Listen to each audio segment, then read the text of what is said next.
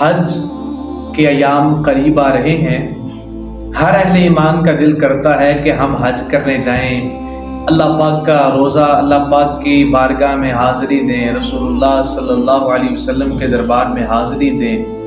ہر کسی کی یہ تمنا ہوتی ہے، ہر کسی کا یہ دل کرتا ہے کہ اللہ مجھے بھی حج کرنے کی توفیق عطا کرے، لیکن کسی کے پاس اتنا مال و متاع نہیں ہوتا، کوئی اتنا امیر نہیں ہوتا کہ وہ حج کرنے کے لیے جائے۔ لیکن کچھ اعمال اللہ کے رسول نے ایسے بتائے ہیں کہ اگر بندہ ان پر عمل کر لیتا ہے اللہ تعالیٰ اسے حج کا ثواب عطا کرتا ہے۔ ایک حدیث پاک آپ کے سامنے رکھتا ہوں۔ حضرت انس بن مالک رضی اللہ تعالیٰ عنہ روایت کرتے ہیں، اللہ کے محبوب صلی اللہ علیہ وسلم نے ارشاد فرمایا،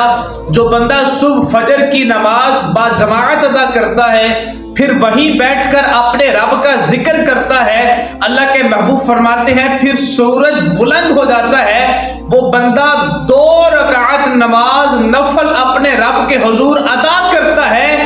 اللہ تبارک و تعالی ایک حج اور ایک عمرے کا ثواب عطا فرماتا ہے۔